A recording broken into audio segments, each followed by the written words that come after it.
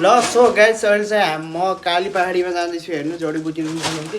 So guys म जङ्गल सफारीको आधा सफर गरिसकेको छु, हेर्न सक्नुहुन्छ तपाईँले भ्यू। ओ माई गड जिन्दगीकै पहिलो खुफिया गुफा भन्न सकिन्छ यसलाई चाहिँ। सो गाइस अहिले चाहिँ म धेरै सफर गरिसकेको छु, हेर्न सक्नुहुन्छ। अहिले चाहिँ म महेन्द्र राजमार्गको एकदमै नजिक आइपुगेको छु। तपाईँहरूलाई देखाउन सक्छु आज चाहिँ फुल जङ्गल सफारी हुनेछ। यो भित्र चाहिँ मैले के गर्छु भनेर तपाईँहरूलाई देखाउने छु होइन। यहाँनिर जङ्गलमा मानिसको लागि खानको योग्य के पाइन्छ त लगायत जडीबुटीहरू पनि खोज्ने मैले चाहिँ है।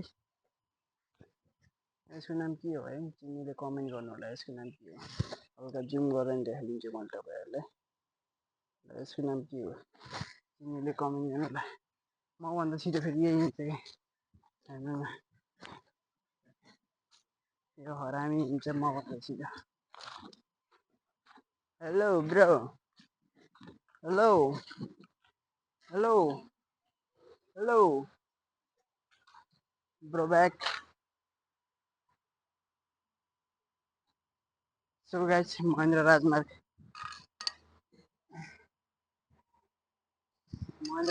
चाहिँ यो है, सक्नुहुन्छ ट्याक्का लगाएर।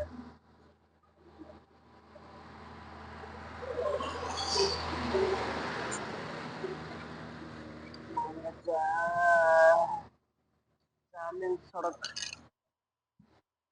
भएको भए कति सहज हुन्थ्यो देउखुरीवासीहरूलाई, तर यो केवल 2 लेन नै सीमित भइरहेको छ। र अब बन्ने एमटिसीको एमटिए परियोजनाको कामको लागि लम्बाइ सडक लेनमा पनि 2 लेनमै सीमित गर्ने भनेर अन्तिम निर्णय भइसकेको छ। त्यो महेन्द्र राजमार्गलाई पनि कटेर म अगाडि आइसकेको छु, हेर्न सक्नुहुन्छ। अब यो एरियामा चाहिँ मैले के खोज्नुपर्छ भने चाहिँ पहिलो कुरो च्याउ छ अरे, जङ्गलमा च्याउ खोज्नुपर्ने हुन्छ। त्यहाँपछि विशेष गरी 2-3 प्रकारका जडीबुटीहरू पनि खोज्नुपर्छ। सो लेट्स सी हेरौँ भेटिन्छ कि नै। ओह नो, च्याउ मिलेगा क्या? खिलेगा फ्री फायर खिलेगा, च्याउ मिलेगा।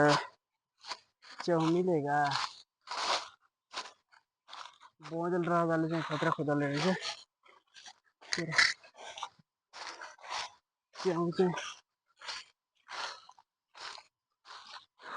खोज्दै छैन अब।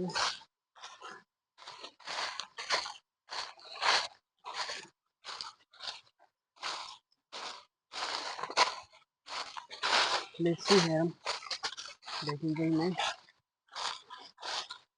तकदीर है खाली तो क्या करेगा, बाली हो गया यार। च्याउ त एउटा थियो त,